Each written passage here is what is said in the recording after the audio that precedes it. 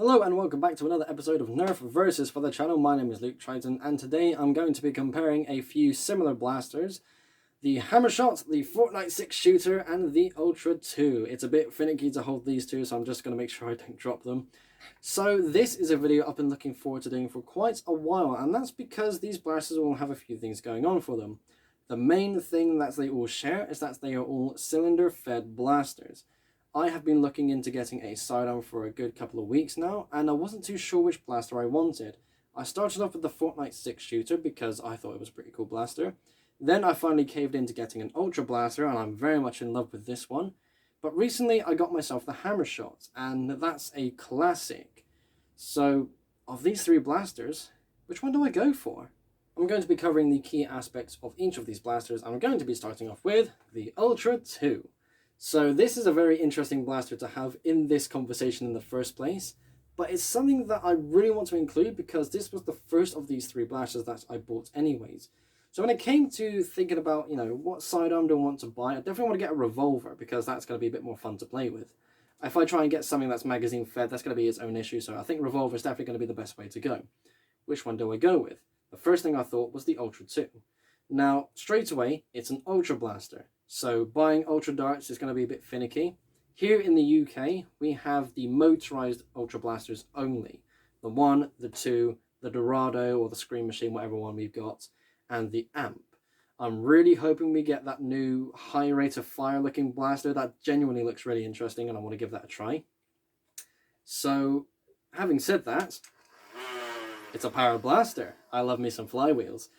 So that in turn also means that when it comes to unholstering this, if there's ever a situation where my main blaster is jammed or there's something going on, I can't use my main blaster in time. You know that famous Call of Duty line, switching to your sidearm is always faster than reloading? Technically it's true, and this case makes it a little bit extra, more true in the sense that I can activate the flywheel ready to go straight away and get all 6 darts down range in an instant. I don't have to worry about fanning the hammer or having to reposition my hands to get the hammer primed for the next shot. I can fire all my darts straight away, and that is a massive pro. Now, this is of course something that is a bit interesting in the sense that, again, it's an Ultra blaster, so you have to only use Ultra darts, which means you're going to have to carry some Ultra darts on your person, but that's something you have to balance when it comes to using this blaster in the first place. But at the same time, reloading shouldn't be that much of an issue, because if you know anything about the Ultra 2, reloading it is a lot of fun. This exposed rear part of the cylinder is, I believe this is the only blaster that has this, at least one that you can buy off the shelf by a major company. It's still a lot of fun just to reload this. You get all 6 darts down range, you shove a new set in, and you're ready to go again. It's really cool. Another thing about this blaster is the fact it's so chunky, and it's the heaviest of the 3 blasters I'm showcasing here today because it has batteries in it. It has 6 AA batteries. 6! Which is insane because every other semi-automatic flywheel blaster I've used only takes 4. The fact this takes 6 is interesting to say the least. But I still love this package. It definitely turned me on to using Ultra. The chunkiness is its own thing, but that's something I can easily forgive. I love the fact that there are 2 tactical rails on this blaster. I'm never going to use them because I want to make sure I can actually get this in the holster. But at the same time, I really love this blaster. The next blaster I'm going to be talking about is the Fortnite 6 shooter. And I might blast through this pretty quickly because there isn't too much to talk about this blaster, but at the same time it's all positive. So I have modified mine so that the barrel can stay removed. There is a weird clicking system that is normally supposed to sit here, like a couple of teeth that would stick out. I have filed those down to make sure that the barrel doesn't stay on. In fact, I think I've put my barrel, well, not in the bin, but it's in a box somewhere. I very much prefer this. That barrel sticks out to about, I don't know, here. It's a crazy, goofy looking blaster. Again, it's Fortnite, so it has its own thing going on. But this package in particular is excellent. First of all, of the 3 blasters here, this is the lightest. So you can swing it around, you can have it on your person. It could probably take a few more knocks and it'll be okay compared to the other 2 blasters, especially against the flywheeler. But that's such a good thing because, again, it doesn't weigh anything. You can run around and be a bit more parkour. And, what's it called? Hardcore parkour, that's the word. I don't watch The Office, I know, I'm sorry. But even then, it definitely suits that kind of playstyle. I'm definitely someone who would be a lot slower when it comes to Nerf wars. but this is much more forgiving in that sense. Now, the cylinder is a very free-moving cylinder, and that is excellent, because reloading this blaster is easy because you can turn the cylinders easy, but at the same time, they click into position. The only other blaster that kind of has that free movement is something like the Strong Arm or the Maverick, where you can pop the cylinder out and then spin it. This cylinder stays in place, but that's a good thing, because when you're reloading, you don't have to worry about fumbling to, get the cylinder back in place and then prime. Just reloading, oh, someone's here. Let's go, there we are. You're there straight away. The hammer is also very easy to access. I think with all hammer action blasters, you have to tilt the blaster up slightly, but this is not a hindrance at all. The grip is very comfortable, and I can just, very almost do it, but even then I have to move up slightly, but it's not a hindrance compared to any other hammer action blaster I've used. And I think that's just so cool. It's overall a very nice package. The only thing I would personally change is how it looks, because again, I don't care for Fortnite. I would paint this in a bit more, I suppose in a white livery, just to match the modulus look of the regulator. I want to make sure I'm staying on brand, of course. But I'm not quite sure if I'm ready to make that decision yet. And through process of elimination, finally we have the Hammer Shot. The blaster that started it all. The blaster that has such an amazing legacy. So the Hammer Shot is honestly not that much different when it comes to the Fortnite 6 shooter and other blasters that have come out after this. So this is a blaster that has, not, again, like I said, not that much difference, but when it comes to modding this blaster, there is so much potential for this. You can go online and find dozens upon dozens of unique individual kits to change this blaster however you like, internally and externally.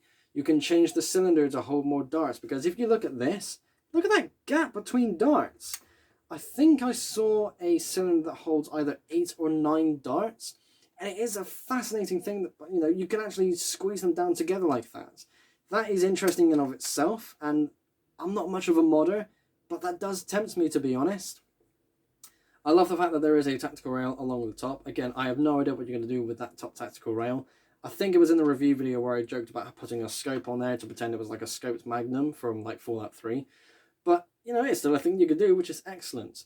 The grip is a very comfortable grip. This is probably one of the key factors when it comes to the Hammer Shot being so popular. And I can access the hammer without changing my grip at all. It's a bit unfair to say, because, I'm having to do that in the first place. But at least compared to the Fortnite 6 shooter, I'm not tilting the blaster upwards to get it. It's just, oh, there we go, it's right there. And that is so, so good. It's a convenience factor. And that overall convenience with the comfort, with the action, and the fact that you can mod it so easily as well, is what makes this blaster so popular. I get it, but I'm very late to this party, so I don't quite appreciate it as much. Again, all the same, very similar to the Fortnite 6 shooter I showed you earlier. The only difference is this has 5 darts in a cylinder compared to the 6 darts that both the Fortnite 6 shooter and the Ultra 2 have.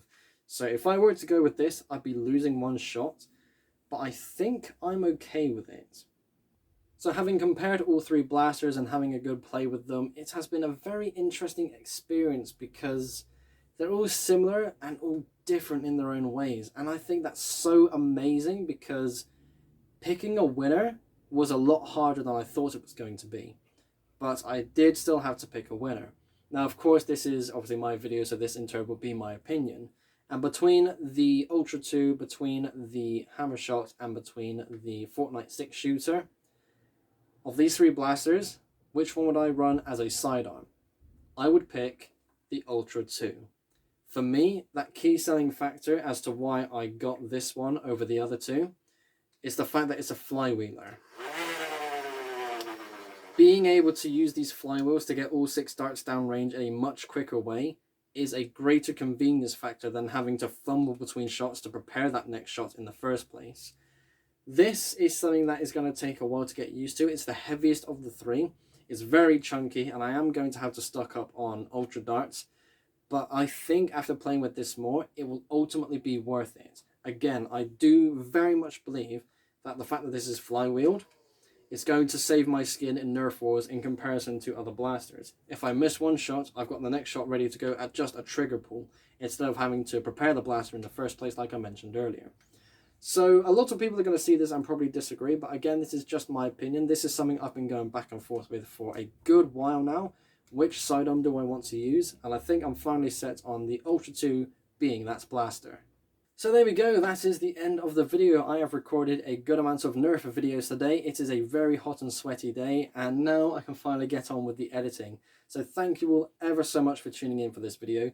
Make sure you are following my community tab for polls and updates. Make sure you're following me on Instagram and Flickr for some behind the scenes action. Be sure to like and subscribe if you haven't already. I will see you all in the next episode. Bye bye.